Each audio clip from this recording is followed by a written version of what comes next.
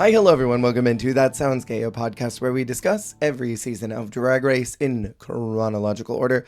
We are currently in Drag Race Down Under 3. My name is Jer, and our gay sound presented by Jesse today is... It's mine.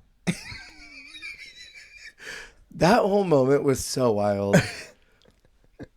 They're like, "You're what?" Isma. Isma. Because when they say it back to her, they say it so quiet. They're like, "I thought you were saying it's mine." And she's like, Isma. Isma. Isma. It's mine. I'm like, have y'all bitches never heard of Emperor's New Groove? Like, what is happening? Okay, well, wake it up. Because this is the second time this has happened. Yes. I feel like y'all don't know about Eartha Kitt and her greatest role. Right. How has Rue been exposed to the entire poem I Leva and then never looked up Eartha Kitt in that role to be like, what was this bitch doing? Right. No one, she never thought to educate herself. That's kind of what my voice is giving today, is a little Eartha. If I put a little bit of an inflection on it, I'm giving Eartha Kitt. It kind of is giving that. It's giving it a little bit. I threw out my voice. And for long-time listeners, you know that this has happened many times. Lovely little symptom of long COVID. But anyway, we ball. In solidarity with Gabriella Labucci and BMX Bitches. I really enjoyed okay, I'm getting ahead of myself. Let's not do that yet. Last time we talked for a very long time about the first 2 episodes of season 3. I was surprised considering how much I've heard this season kind of sucked. Yeah. How much we talked about it. But we keyed. We did. We talked about a Mardi Gras disaster and some wedding bedding disasters. Muriel's bedding. Which, I mean, the cast, I don't know how you're feeling right now, but I feel like they're kind of iconic. I mean, listen, I feel like international casts are extremely iconic always. Mm-hmm. They just always have a certain je ne sais quoi. And like Down Under especially is such like a wild land. It's full of qua. If you're living in Australia or New Zealand, you're already built different. So if you're doing drag in Australia and New Zealand, you're extremely built different. Totally. And I kind of live. Oh, also a woman fainted. And the entire program was postponed. Stopped. I'm going to stop the show. Yeah, and then the episode picks up almost terrifyingly abruptly with RuPaul out of drag alone. In the dark. Sitting. Literally. Completely alone. All you could see are glasses and the light shining from the cameras.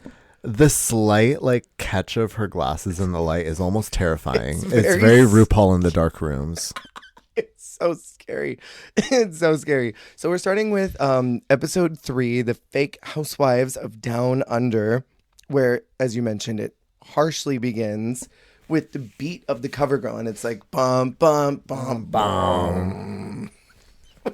So funny. High key. And it reveals Rue in the dark and Ivory as well as Rita come out to hit their marks for the lip sync. And Rita has to stay in this drag all day long. I don't think she ever got out of it. I think she just stayed in this drag and then went to her challenge drag. Probably didn't do anything to her makeup. That is crazy. Poor thing. Isn't that rough? I mean, imagine being Ivory in this rope shenanigan that she was wearing and having to wear that all day if she survived. Well, okay. And it's also just these are the things y'all chose to lip sync in. I was, before we even get into it, I'll just say, I was a little confused because it's I was expecting the Drag Race UK season 2 effect of you had a moment to know what's coming. Yeah. Go back and prepare for it and then come back. Not like you had 6 months like these people did, but they at least got to go back to their hotel knowing they had to lip sync. Yeah. And prepare that song for an entire night, knowing they are going to lip sync to that song in the morning. Right. Got dressed, knowing they were going to lip sync to that song. Yeah. I'm like, Ivory, why'd you wear that dress? What was the tea on that? And then this chunky necklace too. I love that it matches the earrings. But what is this? It's just like she looked She great, was beautiful. but it's just I am forever mystified by a woman who just puts on a pretty outfit to lip sync in. That is not at all performance oriented. At least Rita's got some shimmer and some fringe on it, so it's got some good movement. Rita's essentially got like a shimmy showgirl, let me pump it and move moment, I would say. Have you seen the original music video to Murder on the Dance Floor? I actually haven't. Oh, Jess, it's sick. We'll have to watch it after this. It's so sick. She is at a dance competition, and it's like a room of like 20 couples, and she's murdering all of them Fears. until the end, and she wins. She like trips one person. She like spikes people's drinks so they go to the bathroom. She breaks one girl's legs. Like, it's crazy. It's fab. So iconic. That's fab. It is.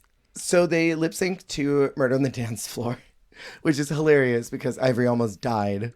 So they're like, hey, remember how he almost died? Okay, Ivory almost died, and then she paid it back by almost taking off one of Rita's fingers. She was so close to stepping on those. I would have screamed bloody murder. A heel to the finger. That's career A ending. strutting heel to the finger. What happens in that situation? Like, they cut the lip sync, send Rita to the ER, and then be like, well, They I guess pick we're it up not doing again the lip sync. At the next episode. They're basically going to be in limbo the whole season, and the rest of the cast is going to be performing, continuing to be eliminated, and then these two girls are just going to be in a will they, won't they, like lip sync to happen. Imagine the episode goes on as normal, but without either one of them. And then the lights end for the let the music play. It comes back on, and it's Rita, and she's got this gigantic finger sprain. And then Ivory's redressed, and then they trip her. Ivory breaks her arm. Music cuts. Well, got to do it next week. Maybe that is like a Drag Race hack. Is like to get to the end, just keep extenuating circumstances and to keep you in the competition, but not competing for the whole season. That would actually be so iconic. I'm not going to lie. The lip sync starts every single week and it just never finishes. Injured but never eliminated. So the two of them lip sync. And I imagine that would be so daunting to have to do that in front of Rue and maybe like a skeleton camera crew. Also, like, I mean, even the runway is still like the day, but like, it's probably like 7 a.m. Yeah, probably. Probably like you still need your coffee, you know? And okay, and that's the other thing too, is because when they lip sync for their lives, they're usually at least a little alcohol in them because they get that untucked alcohol flowing. Yeah. This is a first thing in the morning, stone cold sober lip sync. You probably woke up at like 4 a.m. to get in drag so that you could be lip syncing for RuPaul and RuPaul only. When you're usually kikiing with your sisters, learning your words I almost said on the iPad, on the iPod, getting a cocktail in you to loosen up. Instead, it's 5 a.m. and you're shaving and getting in drag to lip sync. Sounds miserable. The lip sync ends and we get edged until Rue comes in later. But in between, we get the girlies coming in and they're discussing who they think got eliminated. All of them think that Ivory's out. My favorite part of this whole situation was Hollywood writing her note, and this is where I loved Hollywood. Oh my God. It was this moment here where she's sitting and she's like, yeah, I'm writing notes for them. Ivory's my sister, and so I want to make sure she knows that I support her. And then in confessional, plus she's got this wig that I really want. And then they're like, so what do you want to take from Rita? Her face gag where she's like, I don't need to ask her for anything. She's like, but I'll just write her a note, you know. I just want to write her a letter. I loved her crack in that moment. I don't need anything from her. Oh, God. It was so fierce. Icon. And so then Rue comes in and says that the returning queen is Art Simone. Trolling. Next level trolling. She read all the comments after season 1. I have to ask you, do you think Rue was green screened in here? People are insistent that Rue is green screened. I remember when they were saying that, and no, I No way. don't. I think that is insane. Insanity. You would be able to. I'm like, I'm sorry, for Down Under, what budget do you think they're allocating to green screen her in that fiercely? Yeah. And also, not to be hateful, these girls aren't that good of actresses. You mean to tell me that they had someone in there wheeling around like a fully green like television on wheels, Yeah. and Rue was talking through it through like some voice box, and all of them were reacting and emoting appropriately. Okay, but even I think it's BMX Bitches when she comes in the leopard print shirt and Ashley's wearing a leopard print shirt and they all immediately go, "Oh," and she goes, "Oh, we're wearing the same shirt today." Yeah. Like, girl, what kind of? Because also you can tell there's no budget because when they do the glam filter on Michelle, it's like literally season 1. Like, Totally. it's not the soft like filter they do on US Drag Race. It's Vaseline. The beautification filter is so chopped. Totally. I cannot abide by this. I made a post about it on Twitter and someone was like, well, Rue was green screened in there. And I'm like, what are you talking about, green screen? That's crazy. RuPaul in a green screen?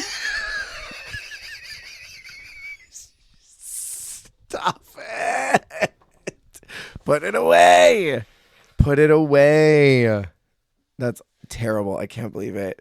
So Rue announces that they are going to be acting and improving in a fake Housewives challenge, which you showed me a little clip of some Housewives. Real Housewives of Melbourne. It was incredible, the clip you showed me. And Go they're gonna suck on your own fucking head. Anyway, sorry. So funny. And it's our favorite style. Green screen. Green screen acting challenge.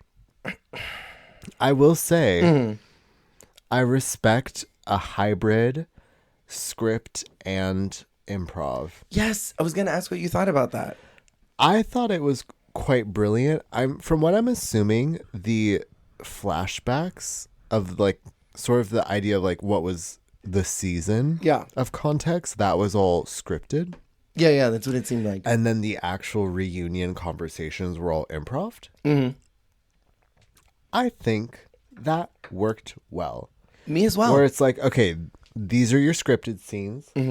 Learn your words, do these, and then we're going to shoot all of these. And then we set up this scene. This is improv. Go for it. Yeah. I loved that. A mix of both. Because then, like, I don't know. I think it allows, because some people are funny, but not funny with a script. Some people are, well, I'm like the other side sounds shady. I'm like, some people are good with a script, but not funny. I mean, it's true. But it's like, it's a good chance to sort of be well-rounded and like show both sides. Because some people are good at one, some people are good at the other. So it gives everyone a fair shake to at least shine in one aspect. And if you're done in both, then you're done in both. Right? Well, and I think it's also a good opportunity to sort of field the room who can do improv, because we got Snatch Game coming up. Yes. Who do we want to get rid of now before they maybe embarrass themselves a little bit more next week? Can't get rid of enough. Nope. Take that out, Ron. It's just the Down Under Snatch Game curse.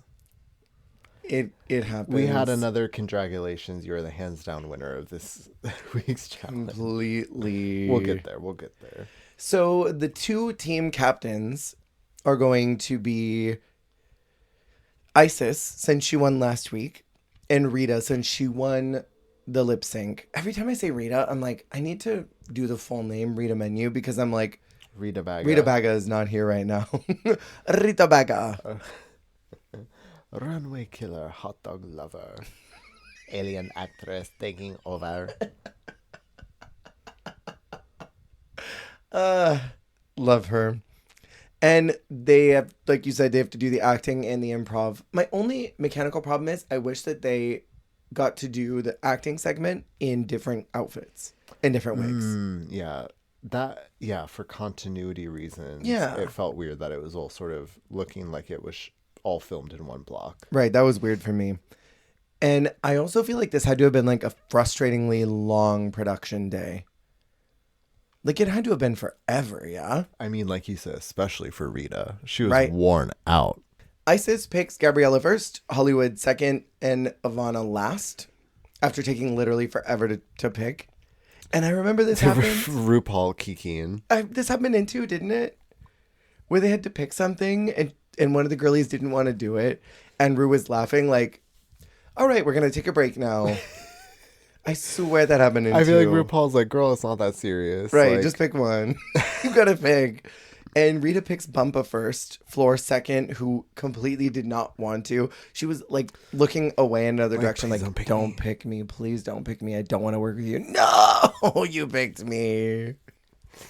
And then she leaves Ashley, also on her team. And Rue announces that Adam Lambert is going to be here today. love her. Love Adam, but why was Adam not here for BMX Bitches? But also, like, Australia? Right. Why are you here? Like, no offense, but like, girl, what? Yeah. I think this season might have the most international crossover because Adam's here, who was on season 6 and then 16, and then it has Amel, who was on Amel and the Sniffers. Wait, no, No, not Amel. So the popper lady. She's there. The woman. Amel and the Sniffers. and got the her. drag queen Amel, Queen Amel. jail, imprisonment, Alcatraz. How many years? I hope it's a men's prison. Deep cut. Away. But isn't that her name? Amel and the Sniffers? That is the. Isn't that the woman's name? Is it like it's not Cheryl Canning. No, it is. It's right. Amel. It's Amel and the Sniffers. She's got her. That's her name. Jail. Don't bring Amel into this. Emilio. Ooh, you're so right. And Rue gives some really great advice here. I wrote this down because it was so sweet. She gives some advice to the girls and says that it helps if they have a character in mind, like an actress that they already know, and that'll help them connect to the characters. And I'm like, Rue said that way too naturally to not have that be a part of her normal spiel. And I am 100% convinced from this episode and this episode only that the US does not know how to edit Rue anymore. Because they make her seem so like Madame Tussauds statue. Like she's got just a poise and an elegance, but she doesn't give a lot of personality. She's got so much soul here in this season, you know? You can't tell me that she is only invested in the Down Under girls and doesn't do this for any other season. Right. And I don't really... Only for Gabriella Labucci. Oh my God. Every time she says Gabriella's name, I want to jump off a building. I'm like, why? It's worse than any sound that she's ever done before. Like, Amy Winters is not that bad to me. There have been some other girlies that she's had her phrases for. LaGuardia, Newark, Kennedy, Davenport. Like, cute things. But Gabriella Labucci, I'm like, please stop. You're an Italy hater. A vicious lie. She can get the boot. No, it's a vicious lie. Lies, it's all lies. So we have group 1 where there is Ivana as Chokra. What do you think about Ivana? Can I say I forgot Ivana was here? Every time she wasn't talking, she was that emoji of that standing dude, the one that's just like... Very much so. She also painted herself weird because she was trying to do like botched kind of tea. So she had those crazy cheekbones. But like she didn't have a very strong characterization to go with it. No. I don't really know what else she could have done. Maybe like a more Jennifer Coolidge kind of a vibe. Or even more like Lisa Rinna, just like mouth open, always like shocked. Like, camera zoom in on that. We have Hollywood as Alpha. I loved her weird elderly British voice. It was giving me Viv in Downton Draggy. Stop. It was so funny to me. She was trying to give a little madame for somehow. She was.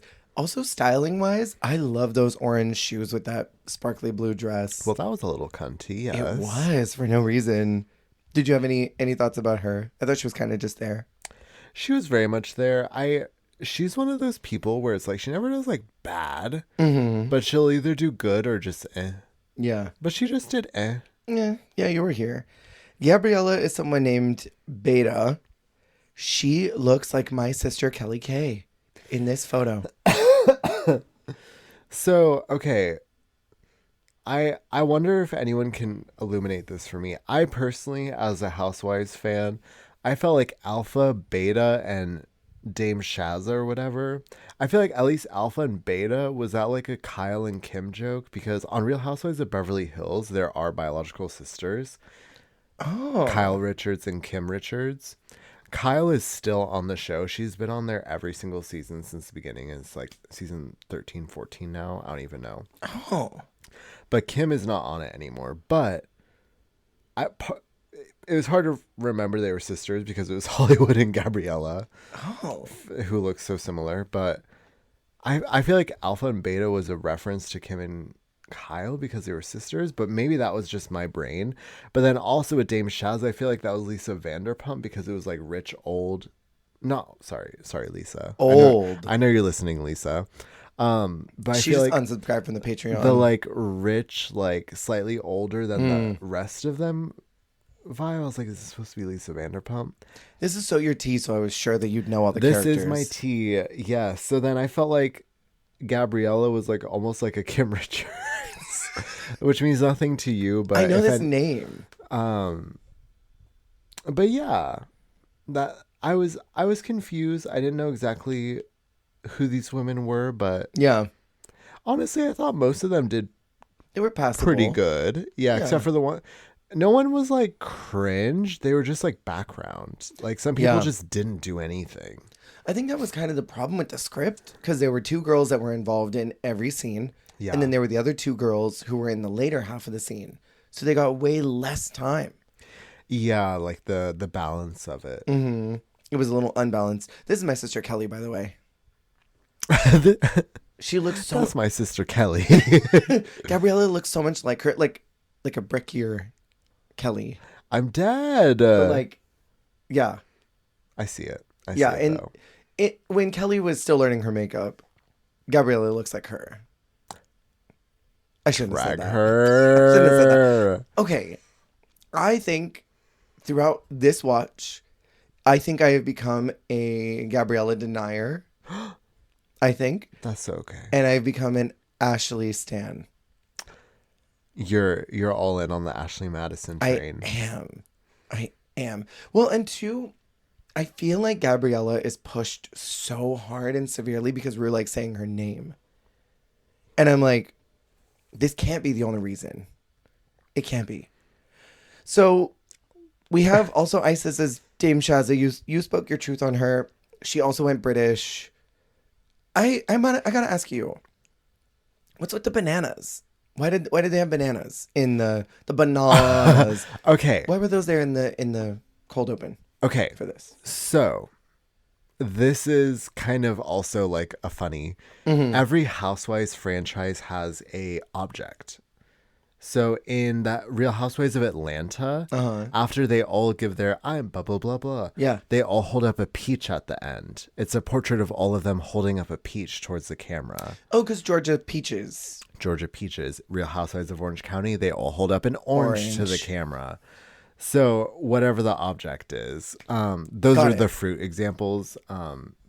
Like Potomac, it's a champagne flute. Cute. Miami's a mojito glass, etc. It's just an object that is synonymous with the franchise. Got it. But then also it sort of permeates the terminology of the franchise because they will say she lost her peach, as in she's no longer on the cast. Or Oh. there's a girlie who was a friend of, which is like a minor character. She got promoted to friend of after something, and they say she earned her peach. So so then also the terminology of like she earned her banana or she lost her banana because it's Melbourne. But it was just, I think they were making a joke because the housewives have like an object, so they're like banana. Got it. Because they had a banana and the other group had alcohol in some wine glass. Banana, banana, banana, banana, banana, banana. Oh yeah, that's Banana. right. The way I fully forgot that one, I only remembered the Banana Girls. So you do not remember Girls of the World.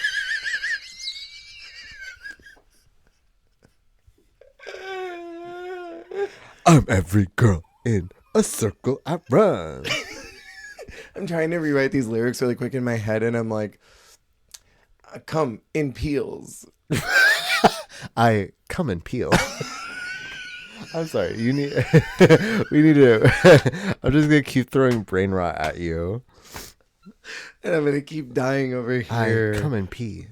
Do you remember that? The Lee Dawson edit. Edit. I come and pee. Even that was what I was just doing with the Kimora Black too. The one of her banana, banana, banana, banana, banana, banana, banana, banana.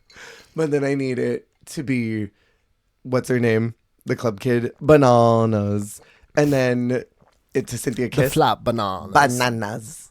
Stop. I needed that. So you don't remember Bumpa as Gwyn? Or Ashley as Gemma? Bumpa is Gwyn. Or Rita as Bertha? Well, I certainly don't remember Rita because she was a little background diva. Yeah. Gwyn was fine, but like Rita, whoa. Bumpa, Rita Love, and Bumpa Menu. Book. Oh my God, not book. Bumpa Menu. Bumpa Book? What? I'm thinking Rita Book. Like Rita Book. Wait. I think there's a drag queen named Rita Book. I'm pretty Serena sure she Chacha's drag daughter. You're saying I'm not educated. I'm pretty sure Rita Book does Twitch streaming, if I'm not mistaken. I think I know this name from somewhere. Sorry, you were talking about Bumpa Book. Bumpa Menu. Bumpa Book. That's gonna. Sorry. That is gonna booty butt my brain to hell. I'm sorry. I feel like she's just one of those people where it's like, well, you're just charismatic. Yeah. That is tea. Points docked for being charismatic, but not a good actress. I really thought it was so awkwardly funny when Rita was like, I have a terrible confession to make. What? What is this? What's your confession? I loved Floor as Poppy. That weird voice that she was doing. It was like this. It was like, yuck. Okay, because Floor was the what's the word? She was a sleeper hit. She was the polarizing diva. Yeah. Because Michelle hated it. Reese loved it. Because also, along with everything she would pulsate. Yeah. She would gyrate. Yes, she would quiver. She was doing everything. I didn't come here to fuck bikers. It was so funny because, we just watched UK versus the World recently. It was like the funny version of what Fontana was trying to do with the big boobed character. Oh, yeah. Where she was just kind of like flailing the boobs around. Mm-hmm. It was very much that. Totally. But like a little more effective. And honestly, I feel like a challenge like this, maybe I'm just jaded, but I'm like, nothing you do in this episode 4 green screen acting challenge is going to be funny or memorable. Right. So you might as well go fucking balls to the wall and just be bold because that is rewarded. Absolutely. Being loud and obviously trying your best to give a strong characterization is so much more like favorable than just like playing it like chill. Yeah, I agree. I was shocked that that Michelle didn't like it. I thought she would have laughed at that. But I mean, even if she didn't like it, I feel like she at least like, again, to Flora, I'm like, props to being a committed character that was on, active, and loud the whole time. Yeah. because there were a lot of people who were just like quiet and like neutral, Yeah. and like that doesn't get you anywhere. Right. Did you like her nipple song? Well, no, I don't like. I If there is ever a time where someone, I honestly, anytime I think of like an original song on Drag Race, I think of Baby. And it's like big old titties in your face or whatever that was. Like, So funny. I just Stop think it. of like delirious, Oh. dark-sided, like deep layered cringe, like I improving really a thought song that was on the fly. hilarious. No, well, because that's because you're like a little twisted. I am. But like I can't. There's something that is like, to me, like the deepest inner circle of hell of like someone improving a song in the moment. I just like The mean gays that live in it Hollywood. makes me cringe, like Yeah. improving a song a cappella. Even if Should we it's speed funny, it up a bit? I will like literally like shed out of my skin like a snake, and then I will use that leftover skin to like start a fire, and I'll like burn down the entire like area. Start tri-state area. arson. Yeah, start the next wildfire. You know what? I think you might be right because I thought it was so funny. Nipple, nipple, nipple, nipple. Because neppa. Neppa, neppa, neppa. No, I think there's something wrong with me. You might be right about that. Okay, can I pick your brain about this challenge? What do you think about the judging as teams versus individuals? Because in my opinion, there are 8 girlies. So that's like way too many for one scene if you're going to do acting and improv. I almost see the teams, not so much that they're even working together as a group, because they were all really doing their own improv characters. It was about their own individual performance, not how they worked cohesively. Clock it. And it was like, okay, you're on teams solely for the purpose of that 8 girls on a green screen is way too much. So like, to me, it almost seems more like a vehicle for getting through the challenge rather than a necessary object. So I'm working like, as a team. yeah, I wanted to pick your brain about that. No, I would agree. I feel like you should only be judged as teams when your success came as working together as a team, like girl groups. Girl groups or the Heaven Acting Challenge from season 15. A collaborative acting challenge, absolutely. Or like something like, have you watched the Drag Brunch yet? But like, yes. but it kind of like, I think it's something like that, or like what's it, the DragCon panels? Yeah. Where if it's a format like that where you're Right. presenting, or like comedy duos, stuff like that, absolutely. Yeah. Which is crazy because UK vs. World judges individuals. Anyways, I hate it. I just feel like something like that, especially acting, there's nothing to do with the team. Right. Because that is all actors on actors. That is all like That's a different That show. is all on the actors individually. Yeah.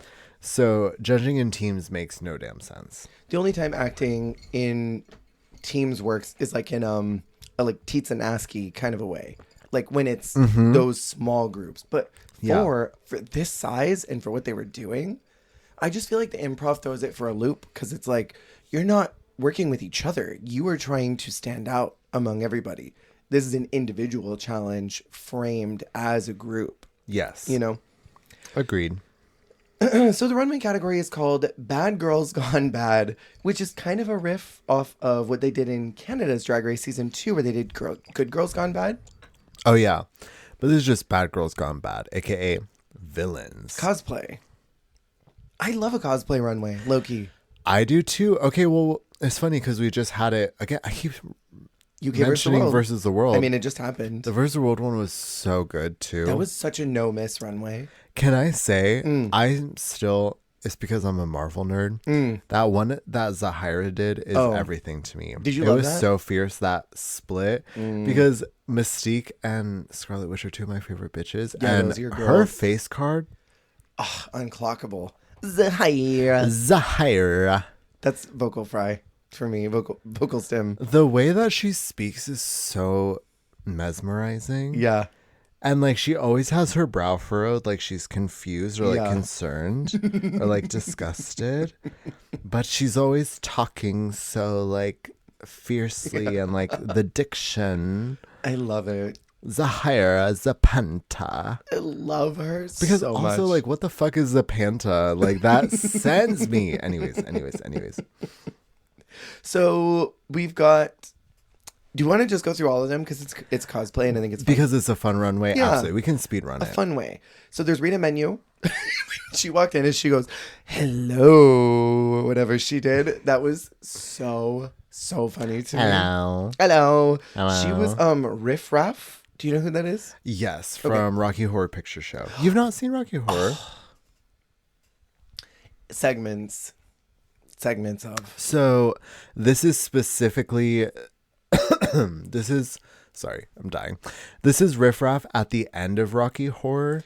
Got it. Because at the end, spoilers, they're revealed to be aliens from the planet Transylvania. Got it. Okay. And so this is like Riff Raff as an alien. Got it. Okay, perfect. I like it. I think it's very fun. I actually really like it. This is Rita's best look. It's great silhouette too. Especially because like Rita had a little bit of like who are you itis, and not that this is who are you, but like I don't know, I just feel like even if it's a reference, something that is more of a POV is like that means something to me more, because like even if it's a reference, this obviously means something to you. Yeah.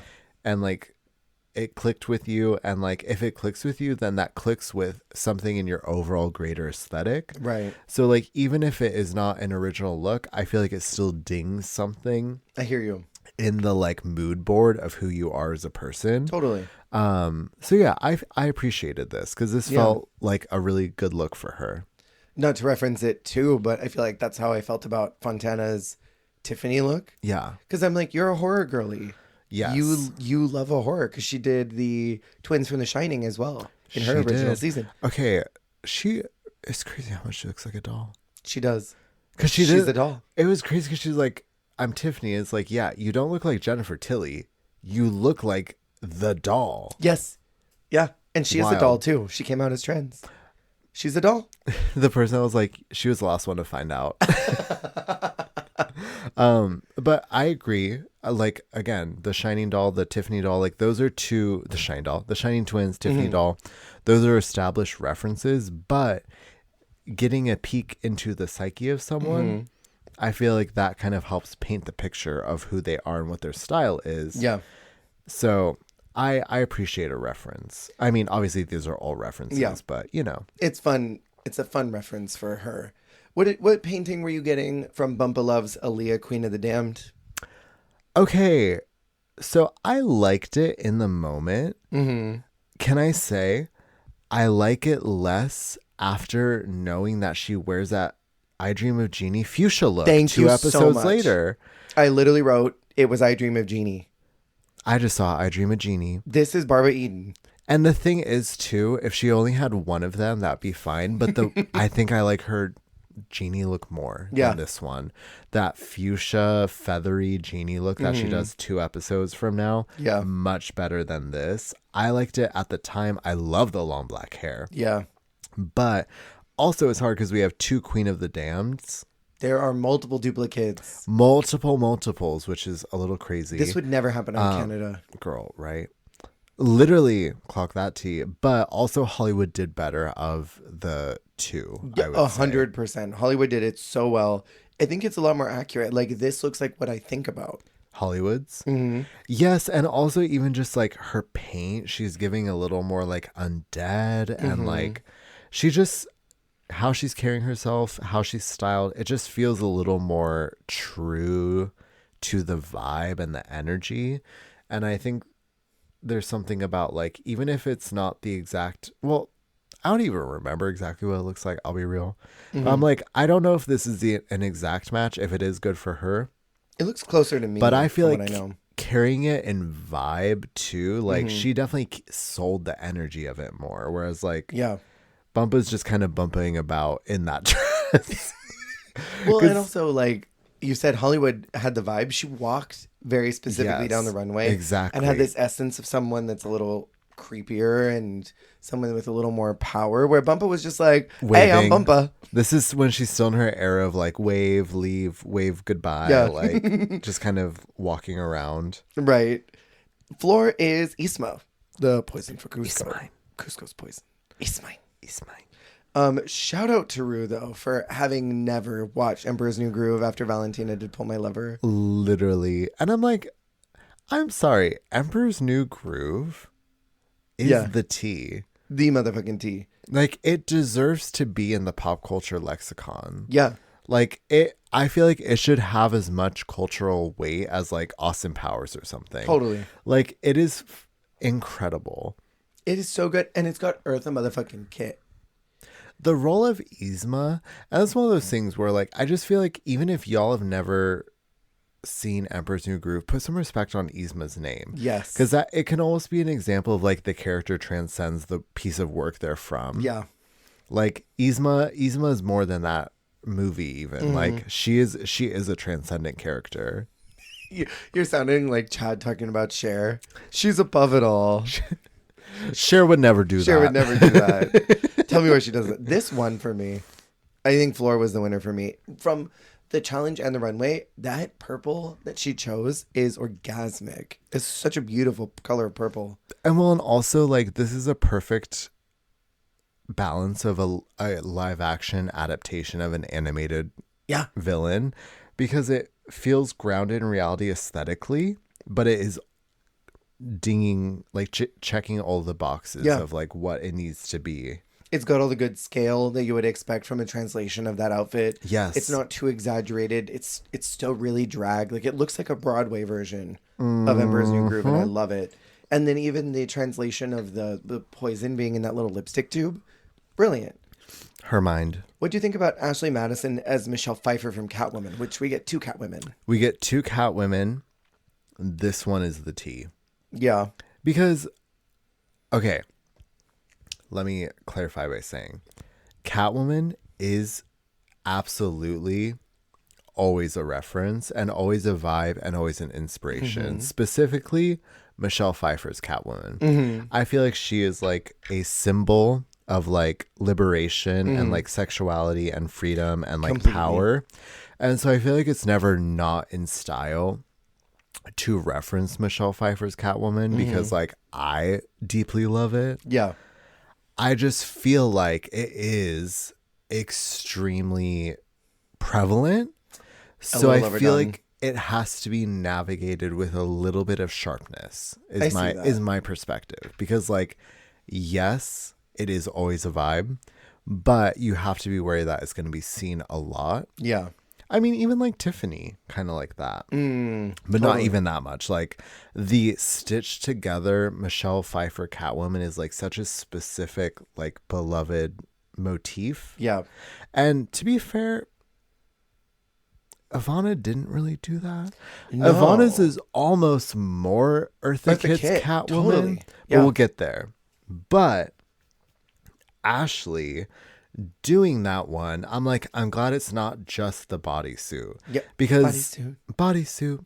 my bodysuit. My bodysuit. The way Race Chaser still says that almost every other week, I love it. Do they really? Yes, I love it. I still, girl, I can't. I have the bodysuit sound for my videos. Anytime I say bodysuit, I put it in there. I have sequenced for brains, so I can't not consume Drag Race content, but they still are always like, my bodysuit. Bodysuit. I really appreciate Ashley's perspective because it's like we've seen 1,000,001 straight on Batman Returns adaptations of the bodysuit. So doing it as this gown, I think is more fun.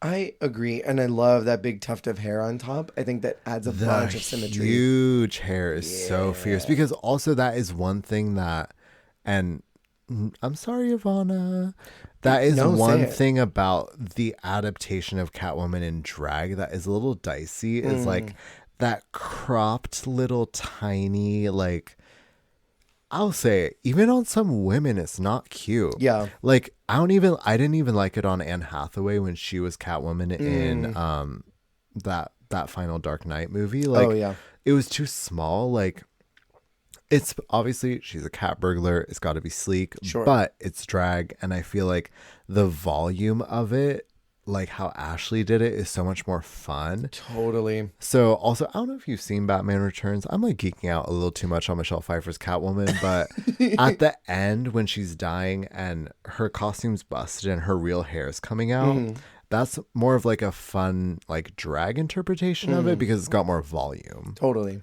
So I feel like Ashley leaned into the volume of it, which was smart because Ivana's is like, it's fitted, its body, she's got huge heels, all of that is great, but it like feels a little funny because like it's a big still so bald head. small.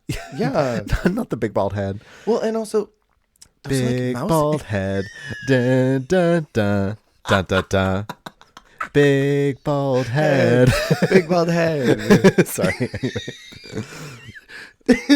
Dancing as Catwoman. Ivana drink. I can't think of a word that rhymes with woman. She doesn't Eartha Kitt's character have a big ponytail? I swear I remember a photo of her as Catwoman, and she's got a gigantic like Ariana pony. Well, she has some real hair, yeah. I think Michelle Pfeiffer's is specifically one where everything's contained. Yeah, So she's almost like a hybrid of the two. both of them. Yeah. Well, because actually Eartha Kitt's is a headband. It's like That's it's like, what it is. It's Yeah, almost yeah, like yeah. little ears tucked into her natural hair, which is quite stunning. That's quite hot. gorgeous. But I mean, this looks more like hers. It does not look like Michelle Pfeiffer's to me. She's a little more just like comic Catwoman. Totally. Mm-hmm. She's Halle Berry. I forgot that she also was Catwoman, wasn't she? Girl, never forget. Never ever forget. Yeah, I don't know. And then Ivis Acis Lorensis, change her name every single time, is Lady Gaga as the Countess, which is the second time this has been done. Trinity did her. And I will say, I think she did better than Trinity. I think she did it better as well. I think she addressed sort of what Lady Gaga's direct critiques to Trinity's were, where that the Countess is a very like expensive, opulent character, and Trinity's interpretation felt a little no, I won't say budget because Trinity's not cheap, but like it felt a little too like stage drag. Yeah. Whereas like it has to have a very sophisticated, expensive, like Right. rich edge to it. Are you rich? And I think you broke my brain calling her Ivis right now. I think Isis has like a very like quiet, controlled like opulence to her. Yeah. Because she's very like subtle and like low key, but like in a very glamorous way. Totally. Like not in like a shrinking violet way, like just more like she's very controlled and poised. Yeah. And I think it translated well for this. I fully agree. And then our last one that we have not talked about is Gabriella Labucci as Harley Quinn and roller derby. What do you think about her Kelly roller walking? Cannot Kelly Roller. What does it say about her? What does that say about her? What picture are you getting about Gabriella Labucci? I So didn't then like the this. critiques happen. Oh yeah, it's fine. I will say she got no matchy syndrome. She has vanilla on her legs, and then her breastplate is full beige, and then I mean like that kind of looks like her skin, but her skin is like a normal everyday white woman. Her tights were caught in an eclipse.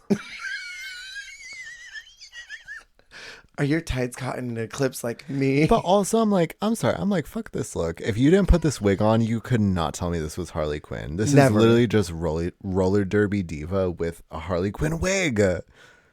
She went to Party City and she picked up that wig and said, "This is enough." At least carry a bat. Something. Anyways, In Untucked, Ashley and Hollywood are pretty upset about Bumpa because they're like, you just played you. Like, they don't know you and you were just you in the challenge. the Bumpa beef begins. I love it how she was alliteration. just like, well, yeah. And She's like, yeah, suck it. suck both my tits. And what? I'm like, and they lived. What about it? I kind of love how Bumba handles the scandal of that, where she's like, okay, keep talking about me. I just get prettier every time. I think I said this before. There's something about her energy that reminds me of Pink Shadora, I get that. where she's just like a little older, and she's just like unbothered, and she is a button pusher, but in a way that now she's so above it that like she's just like, yeah, I'm gonna piss you off, but I'm just gonna luxuriate in it. And I love it.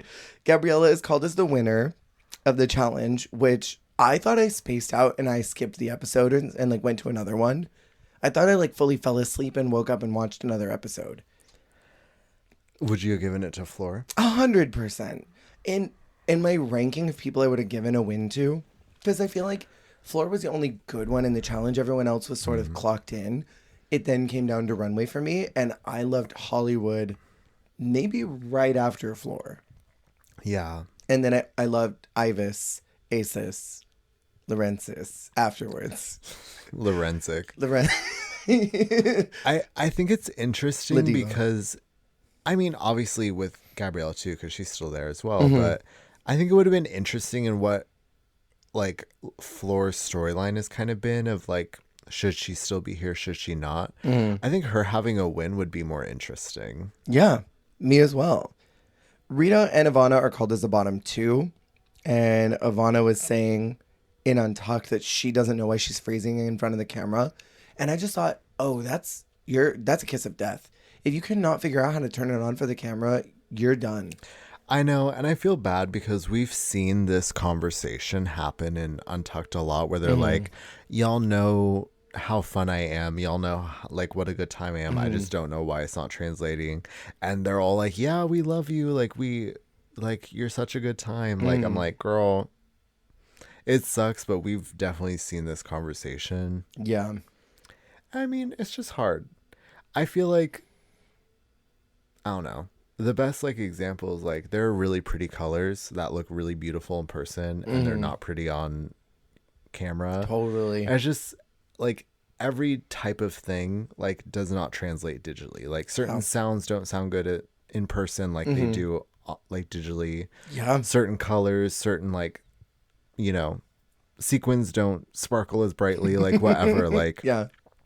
it's also like you can feel like you're not translating, and then on top of that, only 1 hour of it is taken from the 8+ hours of footage. So it's like if you feel like you're not coming across, maybe the few fragments of you that are coming through are also on the cutting room floor. I hear that. So it's like that's definitely hard, but it's also like that is sadly like very prevalent in like TV. Sadly. And I think too, when you stick a camera on someone and you say, here, do it, there's sort of an instinct of like, oh, I have to do it perfect.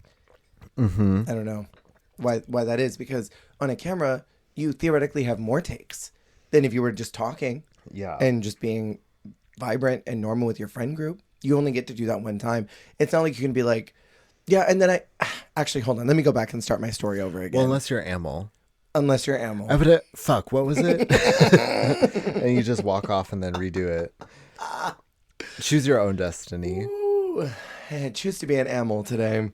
The lip sync song is a cover of I Need a Hero by Adam Lambert. I didn't know he lip synced to lip sync. I didn't know he covered this. That is so gay of him, and I love it. I love it too. Can I say, sorry, go ahead. No, you say it. You say it. Ivana is such a clinical lip syncer. She's sort of like, okay, my hand flourishes here. There's a beat, so I put my arm up here. Okay, there's another beat, so it's going down there. And then I move my arm this way. Where, like, Rita is just so plugged into the music and just moves with it. Yeah. And I thought it was so fierce to watch her lip sync. I'm like, you have this.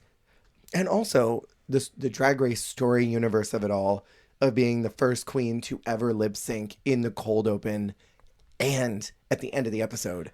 Twice in one episode. And like not even in what's her name? Avant-garde. Not even in avant-garde way where No. that was sort of an unexpected okay, we're not happy with how this was. This was legitimately the lip sync from last week starting, and you still messed it up and ended up in the bottom. Yeah. There's something sickening about that, to be the only queen to Right. have ever done that. And survive both of them. Both of them, yeah.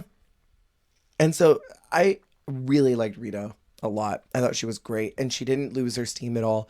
And I imagine lip syncing at the beginning of the day, you would get so in your head about having to do it again that you would just kind of tap out. And she was just like, no, I'm going to stay and I'm going to be fierce. Right? Kick me out if you want, but you're not going to because I'm good at this. Yeah. I absolutely lived.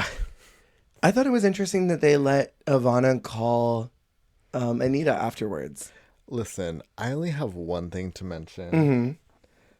And the girlies talk about it a lot.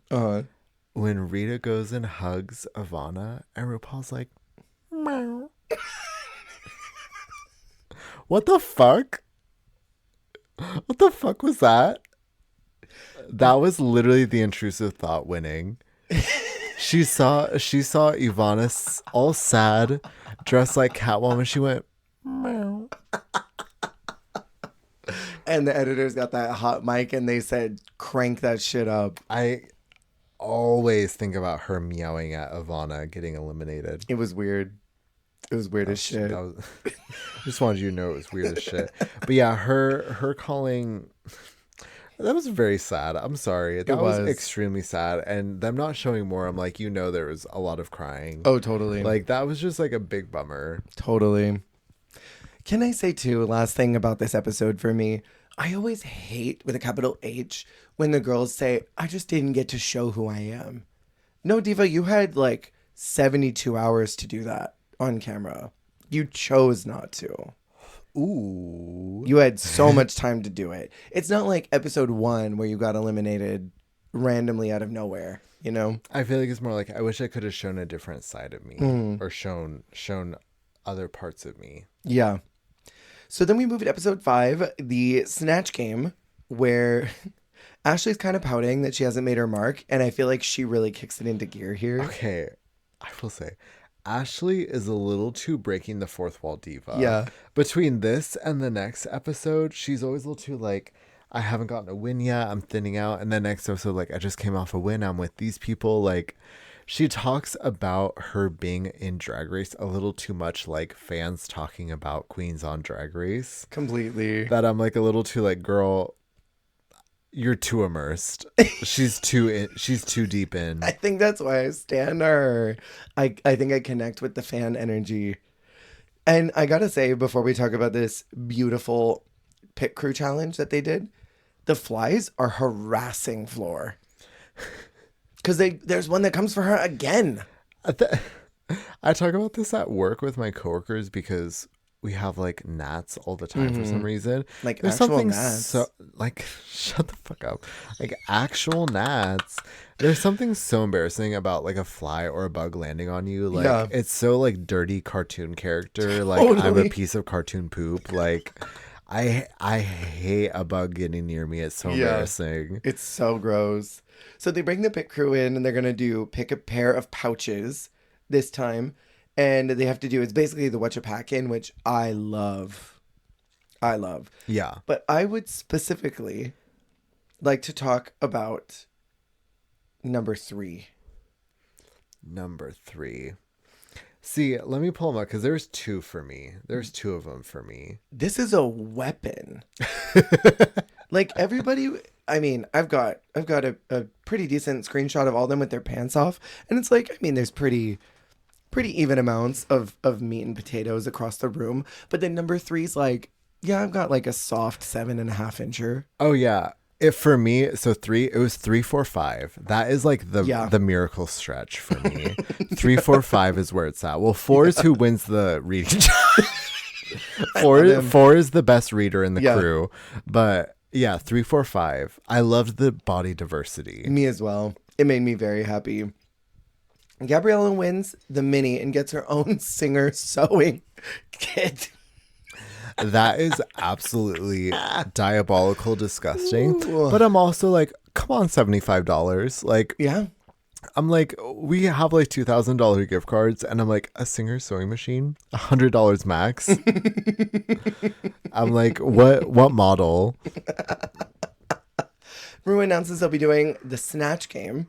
And I think this is a pretty exemplary problem of what the Snatch Game is, that it's gone on way too long because the girls do not know how to properly embody a character. And Rue is not a very generous improv partner. She does So not real. know how to survive with these niche celebrities because a lot of these girls bring up characters they want to do, and Rue's like, nope, don't know her. Can I say too? I really am starting. It's abolished Snatch Game hours because like in recent Snatch Games, I've been getting increasingly frustrated by the rise of fictitious characters Me as and well. original characters. But then here we are with an entire Snatch Game of celebrities, and it was the Fool. Yes, And the only funny one was the farthest one from a quote unquote celebrity. totally. The one that was technically not a celebrity impersonation, but Yeah. an original interpretation of a character. That was the Right. only funny one. Right. So it's like, maybe I need to eat my words here, because it's like, call me spoiled. I want a Snatch Game that is funny Yeah. celebrity impersonations Yes. with improv. Yes. And it's like the humor comes from not just the answer, but the fact that your answers tie into that celebrity. It's a funny impersonation. You're tying into their lore, their characterization with how you're answering. Yeah. Like there's something about how it all comes together. Yeah. And like that's why I feel like it needs to be celebrity impersonation. Totally. But then like this was the Fool. This was the Fool. But I also raise you, RuPaul is the common denominator here, because España 5, that was hilarious, that Snatch Game in the more recent years. And I feel like even the Canada one, even though it was small, that one was so funny. Well, and like it's funny because even Brooke is not good herself at Snatch Game, but I feel like she even is a better Snatch Game host because she like still does create room for these girlies to girl, Yeah. for the girls to For be the girls girling. to be the girls. So let's get through this real quick. We got your favorite pit crew man here from last year, that older gentleman, the bald one. Max Curie. And we've got Keenan from Snatch Game of Love All Stars 4. Yes, Love them. regular, a favorite. He's A got regular a punch Snatch card. enjoyer. So Gabriella is Emma, the yellow wiggle. Boot. I'm sorry, these are all boots. These are all boots except for one. Did you hear about what Jake did to your niece about the Wiggles? What? No. We were watching Wiggles with Bodhi a couple of weeks ago, and the purple wiggle came on, and Jake turned to me and goes, "Look, it's Daddy," because the purple wiggle's really hot. And Yes, he is. Our 2-year-old niece says, "That's Daddy," and No. Jake giggles, and I laugh, and she goes, "Where's the mommy?" And every time that the purple wiggle showed up, Bodhi goes, "There's Daddy," and gasped, "Daddy." Stop. Not too much on Purple Wiggle John. I know, he's so cute. She was awful. She was terrible. She was terrible, and I think she is the equivalent of a fashion queen not being able to sew. I'm like, Completely. you should be You should be acing you should be this. making me crack up right now. Yeah. Well, and I think when she first started out and Ruth said, "What's your favorite color?" and she said purple, that was a great opportunity to start out your character being a chronic liar. Period. Like every single thing, you just make your lie bigger and more exaggerated and more stupid. That was a great opportunity. She missed it. We have Isis, Alice, De Laurenti. De Laurenti. I'm like trying to figure out different words for him. She is Donatella number 3. We had Miss Femme, Isis, and now her. I feel it. Whoa. Not the second Isis doing Donatella. That's so weird. Second Isis doing Donatella. If I had a nickel for every time a queen named Isis, which I'm like, I'm sorry, I don't want to be named Isis. No. Am I missing something? Why is that your name? Right. Anyways, Seriously. unless you're on Top Model. Well, yeah, unless you're on Top Model. I feel like the other Isis kind of shut the Donatella card down because, like,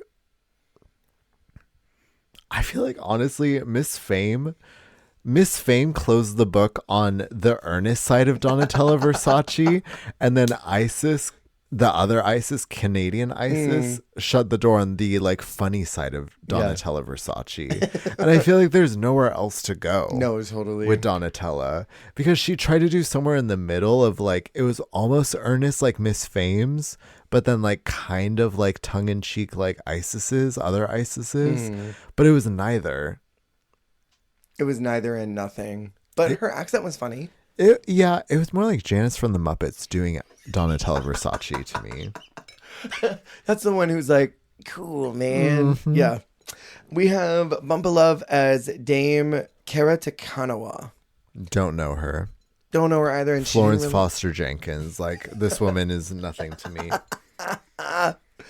And we have Rita Menu as a part of the Cardi B multiverse. Can I say? Yes. Well, definitely the worst Cardi B. Yeah, easily. Probably one of just like the worst celebrity impersonations I've ever seen. In history. Because like, not too much on Rita Menu because like I really like her.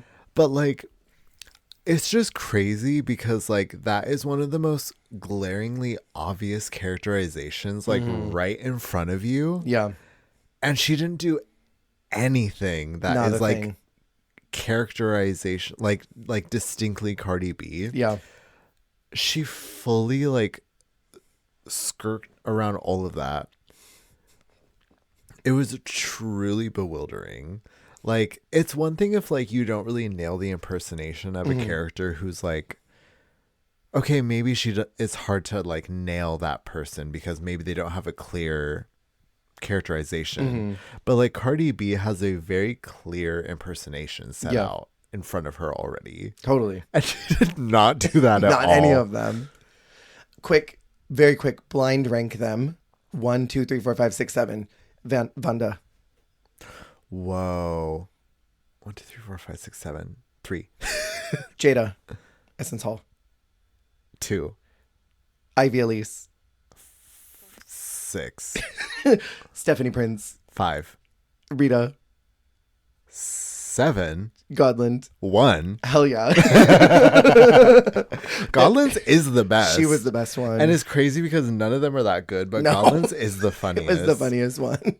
Although I love Vanda. She was so funny. Vanda's was funny too. Actually, yeah. Vanda and Godland both do it well. And I think there's something about just leaning into the absurdity. Yeah. It's really like diarrhea of the mouth. I will say anything and just be the fool.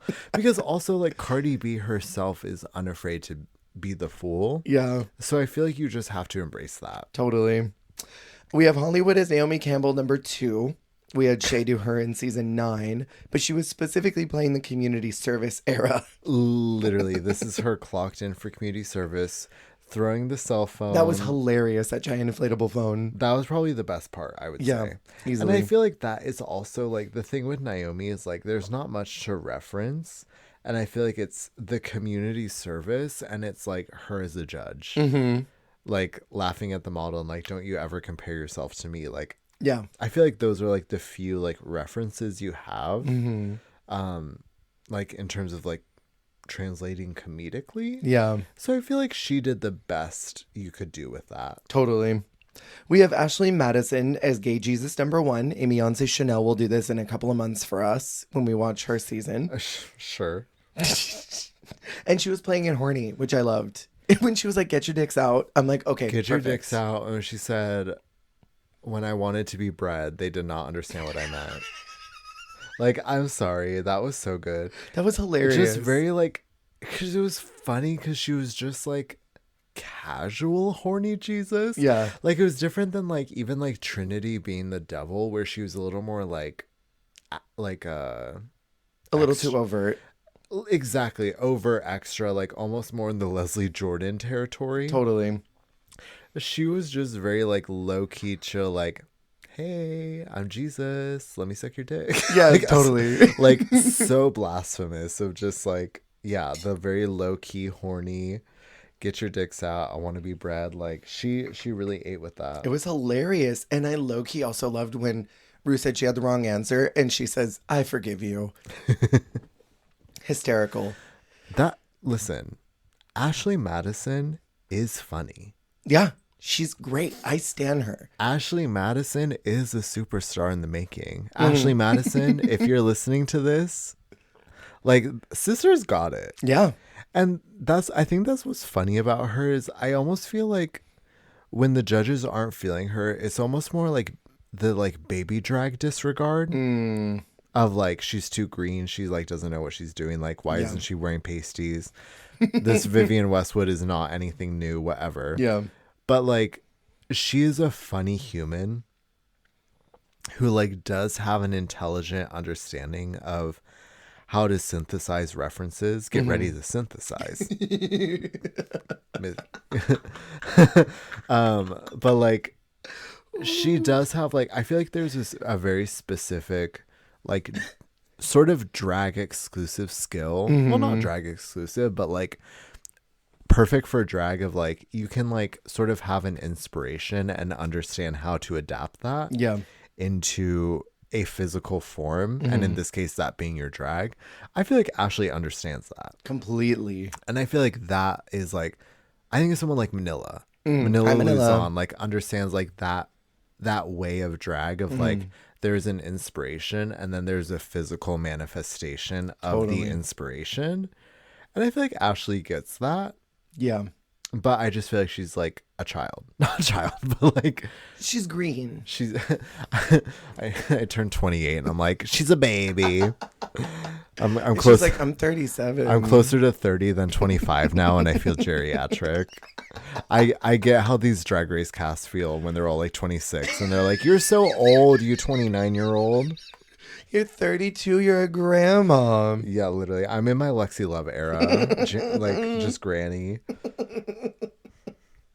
And then last we have Floor as Charo number 3, but she is part of the Charo universe. Yada, Suga, Floor, and Serena. Yeah. I think what's hard about Charo is unless you do it 100% perfect, like the way that Yada did it, you are at such a disadvantage because that's Rue's friend. Yeah. I was going to say, it's almost like gets worse every time. Yeah. Like Yara, then Suga, then Floor, then Serena. It just degrades in its quality as it goes on. Yeah. It's like uranium half-life. Stop. Well, I feel like we stray further from the source material every time. We're forgetting who she is. We need to go back to our roots. Study your history or you're doomed to forget it. Literally. And so then for our runway, it's night of 1,000 Kylie Minogues. Yes. So before we get into that, pub quiz time. Thailand 3. Oh my God. It was coming. Oh my God. Which Thai queen also did Kylie Minogue's 2005 Showgirl concert look. The very same one that Bumpa did. Whoa. The very same one. That's crazy. Is it A, Godland, B, Frankie Wonga, C, ZP, D, Spicy Sunshine, or E, Nane Sphera? Are those all actual people who competed? They're real actual people. ZP? ZP. That's her ZP? The way that you think I'm generating. I'm like, are you including fake drag names in there? It's the way that you totally believe I'm making up this entire season. I'm like, Godlin and Frankie Wonga are the only names that I know are real. ZP, Spicy Sunshine, Nane Sphera, the 3 that you think I'm making up. Well, I'm going to say Godlin because I actually could see her in it. Is it Godlin? It's not. It's Spicy Sunshine. Oh. And this was the look she did. I need to wait. I'm like, I literally have it right here if you want to see the comparison. They're night and day. I'm like, but it's the exact same concert look. That's so crazy. I think isn't that crazy though that on a completely different continent. I think on Bumpa I like it more. Yeah, I like it more too. That blue green. Yeah, the way that Spicy wore it, it was just a little too washed out. And then I think actually I like the feathers on the hips better for Spicy's. Yeah. But the headpiece, I don't know. I like that. It's like almost more of the peacock on Bumpa. It's interesting because on Spicy Sunshine, that's her name. Mm-hmm. What a crazy name.